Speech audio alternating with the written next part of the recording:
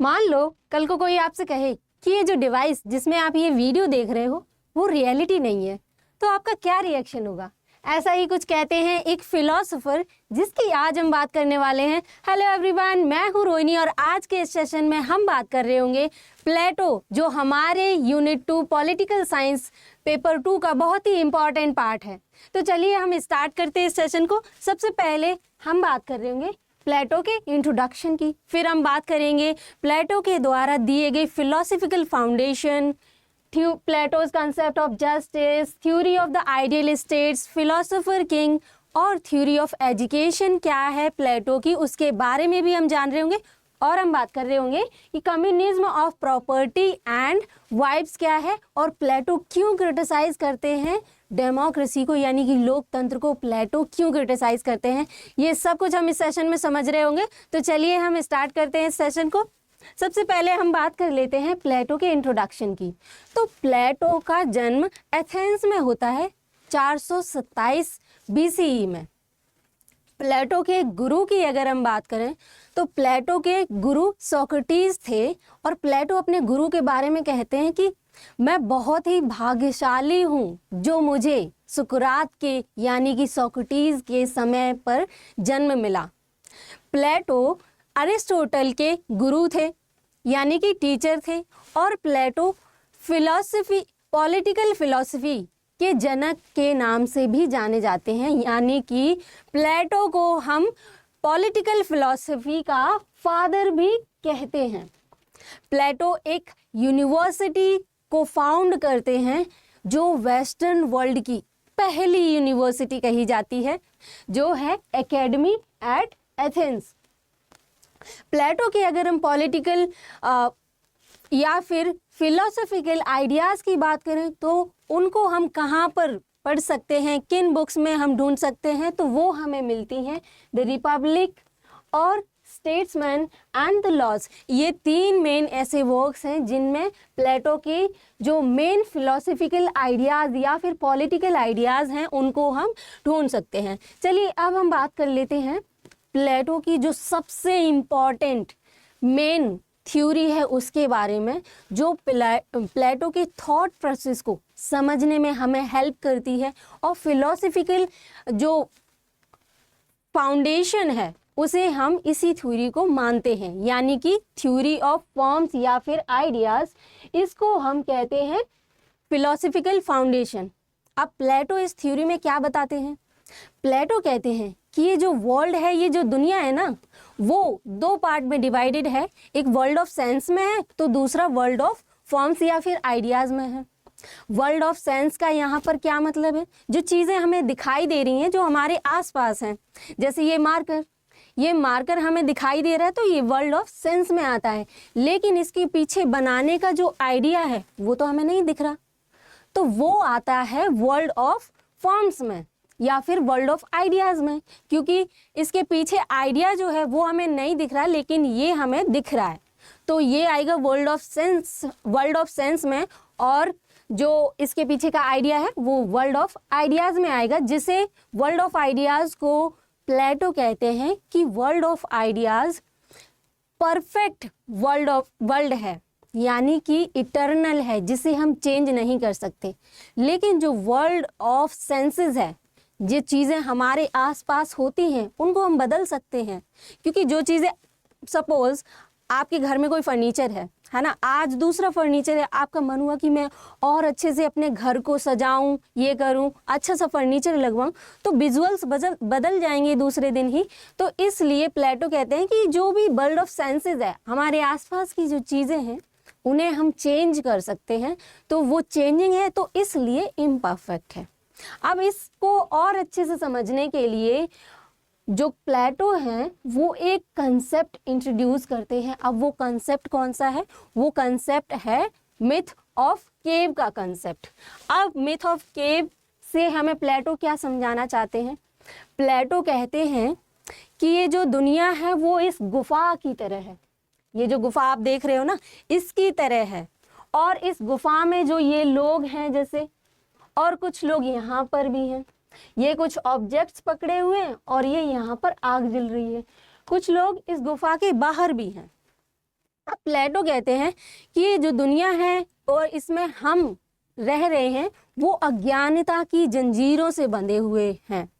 जैसे ये लोग यहाँ पर ये जंजीरों से बंधे हुए हैं, तो प्लेटो हम लोगों को उन्हीं लोगों से कंपेयर करते हैं, जंजीरों से बंधे हुए लोगों से कंपेयर करते हैं और कहते हैं कि जैसे इन लोगों को ये ऑब्जेक्ट्स की परछाई दिखाई दे रही है, शैडो दिखाई दे रही है ना, वैसे ही हम लोगों को लगता है कि सिर्फ यही रियलिटी है, लेकिन इसके परे भी रियलिटी होती है। ये मिथ है, ये रियलिटी नहीं है। तो प्लेटो बताते हैं कि अब जंजीरों से बंधे हुए लोगों को सिर्फ वही दिखाई दे रहा है जो ये लोग दिखाना चाहते हैं। अब यहाँ पर जो ऑब्जेक्ट्स हैं, अगर हम इनको चेंज कर दें, कुछ और रख दें, तो शैडो बदल जाएगी यहाँ पर। तो इनके लिए जो जंजीरों से बंधे हुए लोग हैं उनके लिए रियलिटी भी बदल जाएगी। तो इसलिए प्लेटो कहते हैं कि ये रियलिटी नहीं है बल्कि एक मिथ है। अब जनरली आपके स्कूल में या कॉलेजेस में आपके कोई ना कोई ऐसा फ्रेंड ज़रूर रहा होगा जिसको अगर कोई टीचर मना करे कि बात नहीं करना या फिर क्लास से बाहर नहीं जाना तो वो ज़रूर जाता होगा। तो उनमें से वैसे ही इनमें से कुछ लोग भी थे जो इस गुफा से बाहर निकलते हैं। वो कहते हैं देखते हैं, ट्राई करते हैं कि क्या है। तो जब वो इस गुफा से निकलते हैं बाहर और बाहर जाके देखते हैं, सूरज की रोशनी में उन्हें बहुत कुछ दिखाई देता है, बहुत सारी नई चीज़ें दिखाई देती हैं। तब उन्हें पता चलता है कि जहाँ हम थे वो अंधकार था। अब जब हम बाहर आए हैं तो हम उजाले में आए हैं, हमें अंधकार से हम दूर हुए हैं। तो इस एक्सपीरियंस को वो अपने दोस्त को भी बताना चाह रहे हैं। तो फिर इसलिए वो वापस आते हैं और अपने दोस्तों को बताते हैं, यहाँ पर बैठे हुए लोगों को बताते हैं कि आप भी रियलिटी देख सकते हो, आप भी उजाले को देख सकते हो, सूरज को देख सकते हो, अगर आप अपनी जो जंजीरें हैं, अज्ञानता की जंजीरें हैं, उनको खोलना चाहें, उनको तोड़कर इस गुफा से बाहर निकलना चाहें तो प्लेटो कहते हैं कि इस दुनिया के परे भी रियलिटी होती है। तो ये था मिथ ऑफ केव का कंसेप्ट प्लेटो का। अब इसको हम और अच्छे से समझने के लिए एक एग्जाम्पल अपने रियल लाइफ आसपास के एग्जाम्पल ले सकते हैं। जैसे हम एग्जाम्पल लेते हैं मोटर बाइक का, है ना। मोटर बाइक या फिर स्कूटी हो गई या साइकिल हो गई। अब ये तीन चीज़ें हैं, तीन अलग अलग हैं, लेकिन इसके पीछे का आइडिया क्या है? टू व्हीलर एक आइडिया है इन तीनों के पीछे, लेकिन इन तीनों की फॉर्म्स अलग अलग हैं। तीनों के विजुअल्स जो हैं वो अलग अलग हैं, तीनों के काम भी अलग अलग हैं। जैसे बाइक थोड़े बड़े पहिए की होती है और स्कूटी थोड़े छोटे की। साइकिल में क्या होता है? पतला टायर होता है। तो अलग है, लेकिन आइडिया क्या है? टू व्हीलर का। तो प्लेटो कहते हैं कि जो आइडिया है वो तो नहीं बदलेगा, लेकिन जो विजुअल्स हैं, जो चीज़ें हैं, उनको हम बदल सकते हैं। समय समय पर चीज़ों में बदलाव होते रहते हैं, इसलिए इस वर्ल्ड को, यानी कि वर्ल्ड ऑफ सेंस को, हम इम्परफेक्ट कहते हैं क्योंकि वो चेंज हो सकता है। लेकिन जो वर्ल्ड ऑफ आइडिया है, जो टू व्हीलर का आइडिया है, वो चेंज नहीं हो सकता, इसलिए ये परफेक्ट और इटर्नल है। तो ऐसा प्लेटो बताते हैं अपने इस थ्योरी ऑफ आइडिया या फिर थ्योरी ऑफ फॉर्म्स में। तो हमने इसे अच्छे से समझ लिया है ना। अब हम बात कर लेते हैं प्लेटो के द्वारा दी गई थ्योरी ऑफ जस्टिस या फिर कंसेप्ट ऑफ जस्टिस के बारे में। तो प्लेटो अपने कंसेप्ट ऑफ जस्टिस में क्या कहते हैं? प्लेटो कहते हैं कि जो कंसेप्ट ऑफ जस्टिस है ना, वो किसी भी सोसाइटी में तब सर्व होगा, यानी कि किसी भी समाज में न्याय तब माना जाएगा, तब होगा न्याय किसी भी समाज में, जब उस समाज में, उस सोसाइटी में रह रहे लोग या फिर वर्ग अपने अपने काम को अच्छे से कर रहे होंगे। जैसे आपको आपके घर वालों ने, आपकी फैमिली ने क्या काम दिया है? सिर्फ पढ़ाई का। तो अगर आप अपनी पढ़ाई को अच्छे से करोगे तो आपका एग्ज़ाम जल्दी से क्लियर हो जाएगा। तो उसी तरीके से प्लेटो कहते हैं कि अगर जो समाज में लोग हैं वो अपने अपने काम को डिवाइड करें, बांट लें और उसको अच्छे से करें, पूरा मन लगाकर करें, तो सोसाइटी में न्याय होगा। ऐसा प्लेटो कहते हैं अपने कंसेप्ट ऑफ जस्टिस में। अब प्लेटो का जो कंसेप्ट ऑफ जस्टिस है ना, वो प्लेटो की एक बुक रिपब्लिक, जो बहुत इम्पॉर्टेंट प्लेटो की राइटिंग है, उसका सेंट्रल थीम है। अब रिपब्लिक के बारे में रूसो ने ये भी कहा है कि Republic is the best book ever written in the field of education. Education के फील्ड में एक सबसे बेस्ट बुक है जो अब तक लिखी गई है रिपब्लिक के बारे में, रूसो ऐसा कहते हैं। तो कंसेप्ट ऑफ जस्टिस हमने समझा। अब इसको और अच्छे से समझने के लिए हमें प्लेटो की थ्योरी ऑफ आइडियल स्टेट को समझना भी इम्पॉर्टेंट हो जाता है। तो थ्योरी ऑफ आइडियल स्टेट प्लेटो की क्या कहती है? जैसा अभी मैंने बताया था कि हमें डिवाइड करना है समाज में वर्गों को, यानी कि क्लास को। तो प्लेटो डिवाइड करते हैं आइडियल स्टेट को अपने।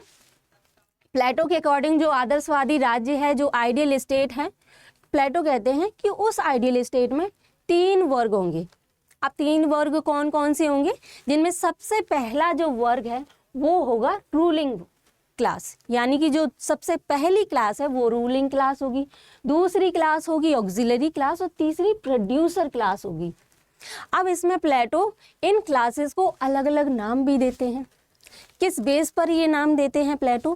प्लेटो कहते हैं कि जिसमें अगर रीजन डोमिनेट करेगा वो कहा जाएगा मैन ऑफ गोल्ड, जिसमें एपेटाइट डोमिनेट करेगा उसे मैन ऑफ एपेटाइट कहेंगे हम, और जिसमें करेज डोमिनेट करेगा उसे हम कहेंगे मैन ऑफ सिल्वर। तो इन तीनों क्लासेस को अलग अलग नाम दिए हैं प्लेटो ने। रूलिंग क्लास में रीजन डोमिनेट करता है, इसलिए प्लेटो इसे मैन ऑफ गोल्ड कहते हैं। क्या कहते हैं? Man of gold. Auxiliary class यानी कि सोल्जर क्लास, जिसमें करेज डोमिनेट करता है या स्पिरिट डोमिनेट करती है, तो इसलिए हम इसे मैन ऑफ सिल्वर कहते हैं, है ना, मैन ऑफ सिल्वर कहते हैं। प्लेटो इसको जो ऑक्सिलरी या फिर सोल्जर क्लास है उसको मैन ऑफ सिल्वर कहते हैं। अब बची है प्रोड्यूसर क्लास। प्रोड्यूसर क्लास को इसलिए मैन ऑफ एपेटाइट कहते हैं क्योंकि उसमें एपेटाइट यानी कि डिजायर्स, इच्छाएं, बहुत सारी इच्छाएं वो डोमिनेट कर रही होती हैं, इसलिए प्लेटो इस क्लास को मैन ऑफ एपेटाइट कहते हैं। क्या कहते हैं? Man of appetite. तो इन तीनों टर्म्स को हमें अच्छे से याद रखना है कि रूलिंग क्लास को मैन ऑफ गोल्ड कहा गया है और जो ऑक्सिलरी यानी कि सोल्जर क्लास है उसको मैन ऑफ सिल्वर कहा गया है, और प्रोड्यूसर क्लास जिसमें इंक्लूडेड है फार्मर्स, ट्रेडर्स और आर्टिशंस, जिनमें डिजायर्स डोमिनेट करती है, तो इसलिए हम इसे मैन ऑफ एपेटाइट कहते हैं। तो ये 3 क्लासेस हैं प्लेटो के आइडियल स्टेट यानी कि आदर्शवाद राज्य में, आदर्शवादी राज्य में ये 3 क्लासेस हैं। अगर अब जस्टिस के कंसेप्ट को एक बार हम फिर से रिवाइज कर लेते हैं। प्लेटो कहते हैं कि ये तीनों क्लास, अगर किसी आइडियल स्टेट में ये तीनों क्लास अपने अपने काम को अच्छे से कर रहे होंगे तो वो सोसाइटी बहुत अच्छी होगी, उस सोसाइटी में जस्टिस प्रवेल करेगा, वो सोसाइटी आइडियल स्टेट कही जाएगी, वो स्टेट एक आदर्शवादी राज्य कहा जाएगा। तो प्रोड्यूसिंग क्लास का क्या काम है कि वो मटेरियल, खाने पीने का मटेरियल और कई सारी चीज़ें जो हमें डेली रिक्वायरमेंट होती हैं, जो हमारी डेली नीड्स होती हैं, उनको प्रोवाइड कराएगी। किसको? सोल्जर क्लास को और रूलिंग क्लास को, ताकि सोल्जर क्लास जो है वो प्रोटेक्शन प्रोवाइड कराए राज्य को। अगर सोल्जर क्लास प्रोटेक्शन प्रोवाइड नहीं कराएगी तो जो प्रोड्यूसर क्लास होगी वो भी अपना काम सही से नहीं कर पाएगी, और जो रूलिंग क्लास होगी वो भी रूल नहीं कर पाएगी अच्छे से, वो भी पॉलिसीज़ अच्छे से नहीं बना पाएगी और लोगों के वेलफेयर के बारे में नहीं सोच पाएगी। तो इसलिए तीनों के काम एक दूसरे पर डिपेंडेड हैं। अगर तीनों अच्छे से अपना अपना काम फॉलो करते हैं, अपने अपने काम को करते हैं विदाउट इंटरफेयरिंग विद अदर्स, तो उस सोसाइटी में जस्टिस प्रिवेल करेगा। जैसे रूलिंग क्लास अगर अपना काम अच्छे से नहीं करती है लोगों के वेलफेयर के बारे में नहीं सोचती है तो वो आइडियल स्टेट कहा ही नहीं जाएगा, क्योंकि उसमें वेलफेयर ही नहीं हो रहा लोगों का, लोगों के लिए लोगों की भलाई के लिए पॉलिसीज ही नहीं बना रही है रूलिंग क्लास, तो फिर कैसे उस स्टेट में जस्टिस प्रिवेल करेगा। तो इसीलिए प्लेटो कहते हैं कि प्रोड्यूसिंग क्लास को अपना काम यानी कि प्रोड्यूस करने का, या फिर जिसमें इंक्लूड है फार्मर्स, ट्रेडर्स और आर्टिशंस, ये तीनों मतलब जो भी इसमें इंक्लूडेड है वो अपना अपना काम अच्छे से करे, तो फिर जो सोल्जर क्लास है वो भी कर पाएगी प्रोटेक्शन का काम अच्छे से, और रूलिंग क्लास भी अपने काम पर ध्यान दे पाएगी। सपोज अगर आप पढ़ाई कर रहे हो, है ना, आप सुबह से बैठे हो पढ़ने, आपको अगर उसी जगह पर खाना मिल जाए बना बनाया, आपको पानी भी वहीं मिल जाए, आपको कपड़े भी धुले धुलाई मिल जाए और प्रेस की हुई भी मिल जाए, आपको कोई काम करना ही ना पड़े, तो फिर आप अपनी पढ़ाई पर बहुत अच्छे से फोकस कर पाओगे और एग्ज़ाम को अच्छे से क्लियर कर पाओगे, ध्यान लगाकर उस पर ध्यान लगाकर पढ़ाई कर पाओगे। कोई अलग से आपके पास डिस्ट्रैक्शन नहीं होगा किसी चीज़ का कि हाँ मुझे खाना बनाना है, मुझे कपड़े धोने हैं, मुझे प्रेस करनी है, तो ये सारी चीज़ें, ये डिस्ट्रैक्शन नहीं होंगे जब आपके पास, तो फिर आप अच्छे से पढ़ाई कर पाओगे। तो इसीलिए ये इम्पॉर्टेंट हो जाता है कि जब रूलिंग क्लास कोई पॉलिसी बना रही है किसी वेलफेयर के लिए, किसी स्टेट की वेलफेयर के लिए, तो जब वो अगर पॉलिसी बना रही है तो उसे खाने पीने के सामान प्रोड्यूसर क्लास है वो देगी, प्रोवाइड कराएगी उसको, और प्रोटेक्शन जो है वो सोल्जर क्लास प्रोवाइड करा रही है। तो जो रूलिंग क्लास होगी वो अपने काम पर फोकस कर पाएगी और अच्छे से अच्छी वेलफेयर पॉलिसी बना पाएगी, अच्छे से रूल कर पाएगी। तो ये कंसेप्ट था हमारा आइडियल स्टेट का और जस्टिस का। अब हम बात कर लेते हैं फिलोसोफर किंग की। प्लेटो ने आइडियल स्टेट बना दिया, आदर्शवादी राज्य बना दिया। अब उस आदर्शवादी राज्य को चलाएगा कौन, कौन रूल करेगा? तो इसके लिए प्लेटो इंट्रोड्यूस करते हैं एक टर्म फिलोसोफर किंग। इसके लिए प्लेटो कहते हैं कि एक कोट भी दिया है प्लेटो ने इसके लिए, कहते हैं that until philosophers become kings और kings become philosopher there will be no end to political troubles. जब तक कोई फिलोसोफर राजा नहीं बन जाता या फिर राजा ही फिलोसोफर नहीं बन जाता, तब तक जो स्टेट है उसमें पॉलिटिकल ट्रबल्स एग्जिस्ट करेंगे। ये प्लेटो कहते हैं, उसमें पॉलिटिकल ट्रबल्स एग्जिस्ट करेंगे। तो प्लेटो के अकॉर्डिंग या तो राजा फिलोसोफर होना चाहिए या फिर फिलोसोफर ही राजा बन जाए, रूलिंग क्लास बन जाए। तो प्लेटो के अकॉर्डिंग जो फिलोसोफर होगा, फिलोसोफर किंग होगा, वो अपने रीज़न यानी कि तर्क, अपना विजडम इस्तेमाल करेगा लोगों के वेलफेयर में, लोगों के लिए वेलफेयर पॉलिसीज बनाने में। इसलिए प्लेटो कहते हैं कि फिलोसोफर किंग को ही एक आइडियल स्टेट को रूल करना चाहिए, एक आइडियल स्टेट का राजा होना चाहिए फिलोसोफर को। तो ये तो हो गया फिलोसोफर किंग। हमने थ्योरी ऑफ आइडियल स्टेट भी समझ लिया, प्लेटो का क्या एक आदर्शवादी राज्य है उसको समझ लिया, है ना। और फिर उसके बाद हमने ये भी समझ लिया कि उस आइडियल स्टेट को रूल कौन करेगा, वो करेगा फिलोसोफर किंग।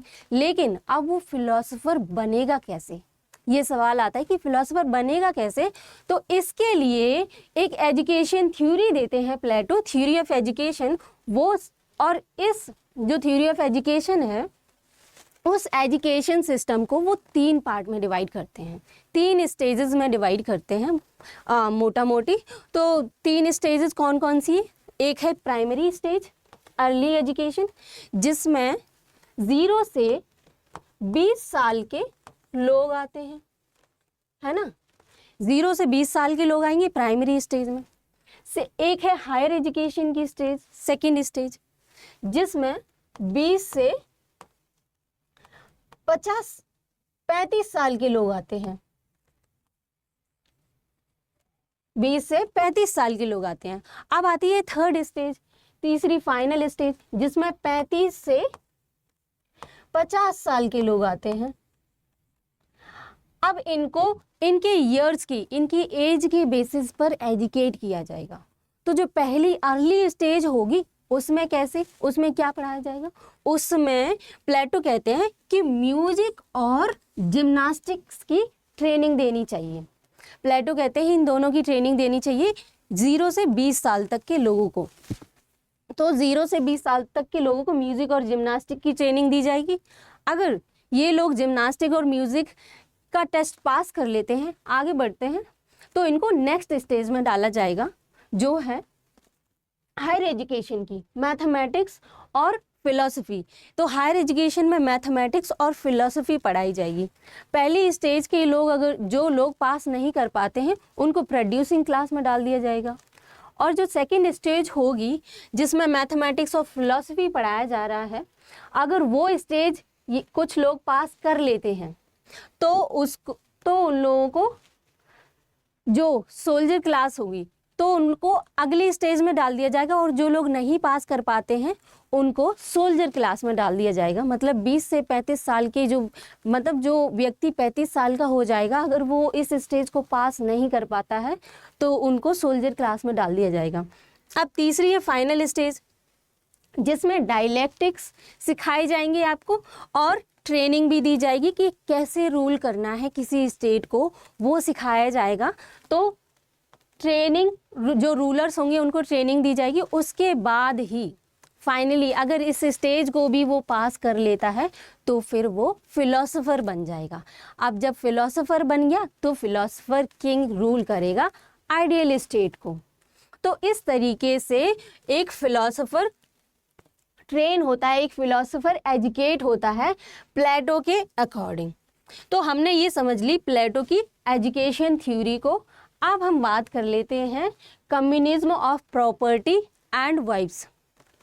प्लेटो कहते हैं कि आइडियल स्टेट है, उसको रूल करने वाला फिलोसोफर भी है, लेकिन सबसे जो मोस्ट इम्पॉर्टेंट थिंग है वो क्या है कि फिलोसोफर किंग की कोई फैमिली नहीं होनी चाहिए।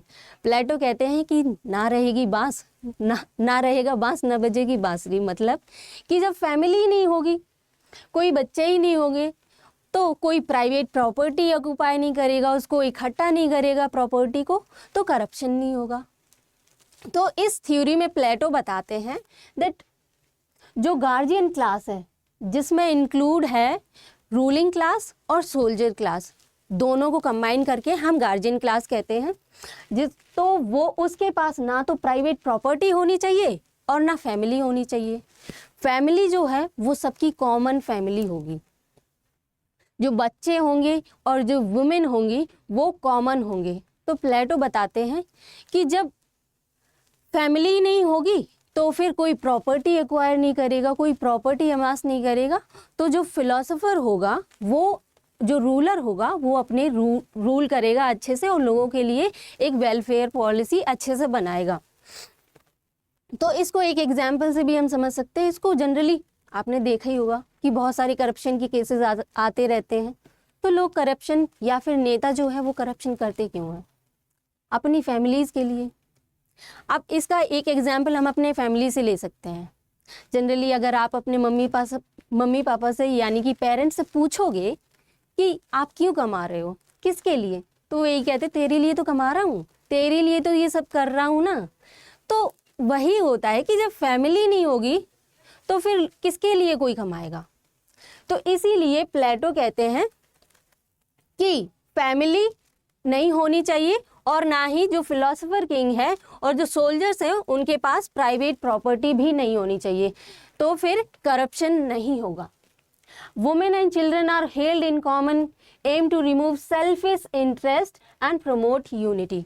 अब इस थ्योरी का जो मेन एम है वो है कि जो सेल्फिश इंटरेस्ट है उसको रिमूव किया जा सके, फिलोसोफर किंग के जो सेल्फिश इंटरेस्ट हैं उनको रिमूव किया जा सके और यूनिटी, समाज में यूनिटी लाई जा सके।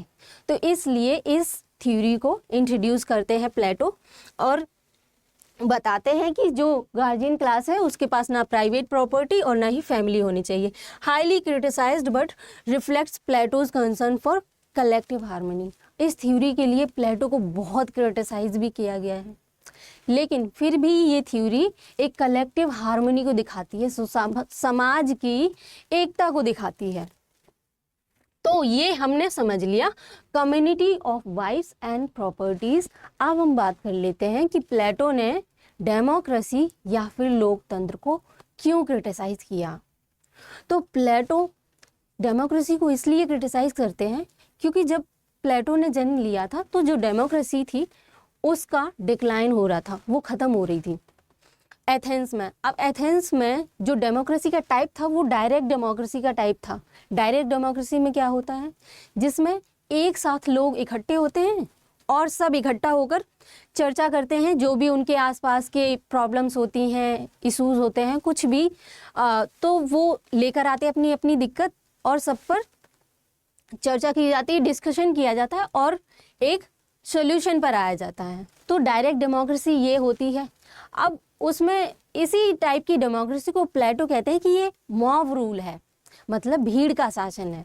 तो ऐसा नहीं होना चाहिए, जबकि भीड़ की जगह पे फिलोसोफर को रूल करना चाहिए। फिलोसोफर एक एजुकेटेड पर्सन है। प्लेटो कहते हैं कि जो फिलोसोफर है वो एजुकेटेड है, उसने 50 साल की एजुकेशन प्राप्त की है, एजुकेशन रिसीव की है, तब जाके वो फिलोसोफर बना है। अब ये भीड़ कैसे रूल करने लगी? तो इसलिए प्लेटो बताते हैं कि डायरेक्ट डेमोक्रेसी, जो डेमोक्रेसी है वो बेकार होती है, मॉब रूल होता है। उसकी जगह पे एक फिलोसोफर किंग को रूल करना चाहिए। और इसको क्रिटिसाइज करने का एक मेन रीज़न और था। प्लेटो अपने गुरु की हत्या यानी कि सुकरात जो थे उनकी हत्या का कारण इसी डेमोक्रेसी को मानते हैं, इसलिए और सबसे ज़्यादा प्लेटो क्रिटिसाइज करते हैं। प्लेटो lived during the decline of Athenian democracy. He blamed democracy for the execution of Socrates. मतलब सोक्रेटिस की मृत्यु के जिम्मेदार भी डेमोक्रेसी को मानते हैं प्लेटो, इसलिए क्रिटिसाइज करते हैं इसको। Called democracy a system of ignorance and mob rule. अब ये एथेंस में किस टाइप की डेमोक्रेसी थी? डायरेक्ट डेमोक्रेसी थी, है ना। और एथेंस को हम सबसे पहला एग्जाम्पल मानते हैं डायरेक्ट डेमोक्रेसी का और बेस्ट एग्जाम्पल, क्योंकि एथेंस से ही डायरेक्ट डेमोक्रेसी का ऑरिजिन हुआ था। तो ये भी हमने पढ़ लिया डायरेक्ट डेमोक्रेसी को इसके थ्रू। चलिए अब हम बात करते हैं, अब हम डिस्कस करते हैं प्लेटो के द्वारा दिए गए कुछ मेन वर्क्स की। इम्पॉर्टेंट वर्क्स प्लेटो के क्या रहे उनके बारे में हम बात कर लेते हैं। तो क्या क्या है? सबसे पहली बुक है रिपब्लिक। रिपब्लिक में क्या है? जस्टिस की बात करते हैं प्लेटो रिपब्लिक में, और आइडियल स्टेट की थ्योरी की बात करते हैं। अभी हमने कुछ देर पहले बताया था कि रिपब्लिक को ही रूसो कहते हैं कि Republic is the best book ever written education field. Education की फील्ड में एक लौती एक ऐसी बुक है जो सबसे अच्छी है एजुकेशन की फील्ड में। अब दूसरी बुक है the symposium, a discussion on love, जिसमें लव पर यानी कि प्रेम पर डिस्कशन होता है। एपोलॉजी और डिफेंस ऑफ सोक्रेटिस। तो प्लेटो की जो राइटिंग्स हैं उनकी एक खासियत है। क्या खासियत है? कि जो प्लेटो की राइटिंग्स हैं वो डायलॉग फॉर्म में है। अब डायलॉग फॉर्म क्या होता है? डायलॉग से यहाँ पर मतलब है कि जैसे आप और मैं बातचीत कर रहे हैं या फिर आप अपने दोस्त से बातचीत कर रहे हैं, लेकिन उसी बातचीत को आपने एज इट इज़ किसी डायरी में लिख दिया या फिर आपने कोई बुक लिख डाली उस पर, तो इसे हम डायलॉग फॉर्म कहते हैं। तो ऐसे ही प्लेटो ने अपने गुरु और अपनी दोनों की बातों को इन राइटिंग्स में लिख दिया। तो इसलिए हमने कह दिया कि ये जो राइटिंग्स हैं यानी कि बुक्स हैं सोक्रेटिस वो प्लेटो की, वो डायलॉग फॉर्म में है। अब इनमें 15 लेटर्स इंक्लूड हैं और 35 डायलॉग बुक्स इंक्लूड है। तो ये भी हमें याद रखना है और इन बुक्स को तो ऑब्वियसली याद रखना ही है। Phaedo is the another book of Plato which examines the immorality of soul, जो आत्मा की इमोरलिटी यानी कि सोल की इमोरलिटी को एग्जामिन करती है। अगली बुक है क्रेटो, जो डिस्कस करती है ओबेइंग द लॉज, कि लॉ को हमें कैसे ओबे करना चाहिए, जो भी कानून हैं नियम हैं उनको कैसे ओबे करना चाहिए वो मेंशन है क्रेटो में। और भी बुक्स हैं जैसे मीनो हो गया, जॉर्जियाज, फेडरस और फेमस, और है लॉज एंड प्रोटागोरास। अब लॉज की एक और इम्पॉर्टेंट थिंग है जो हमें याद रखनी है कि लॉज एक ऐसी बुक है जिसमें सोक्रेटिस की बात नहीं होती है, वरना प्लेटो ने जो अपनी और राइटिंग्स हैं जैसे रिपब्लिक, सिंपोजियम, अपॉलजी, फीडो, इन सभी बुक्स में अपने गुरु सोक्रेटिस यानी कि सुकरात को ही हीरो बनाया है। हर एक राइटिंग में सुकरात को हीरो बनाया है, लेकिन लॉज इकलौती एक ऐसी बुक है जिसमें सोक्रेटिस की कोई चर्चा नहीं है, उसमें बात ही नहीं की। तो ये एक एक्सेप्शन है जिसे हमें याद रखना है। तो इसलिए लॉज बहुत इंपॉर्टेंट हो जाती है। लॉज, स्टेट्समैन और रिपब्लिक, ये 3 बुक्स बहुत इंपॉर्टेंट है प्लेटो की, जिनको हमें याद रखना है। तो हमने ये सब कुछ समझ लिया। अब हम इस सेशन को समराइज कर लेते हैं कि हमने क्या क्या पढ़ा। सबसे पहले हमने बात की प्लेटो की इंट्रोडक्शन की, फिर हमने प्लेटो के कंसेप्ट ऑफ जस्टिस को समझा, theory of ideal state, philosophical foundation को, और हमने बात की किसकी बात की, हमने थ्योरी ऑफ एजुकेशन की बात की, फिलोसोफर किंग की बात की, और हमने ये भी डिस्कस किया कि प्लेटो डेमोक्रेसी या फिर लोकतंत्र को क्यों क्रिटिसाइज करते हैं, और सबसे लास्ट में हमने प्लेटो के इम्पॉर्टेंट वर्क्स को भी डिस्कस किया। तो ये था आज का हमारा सेशन। I hope you have enjoyed the session. Till then keep learning and keep exploring.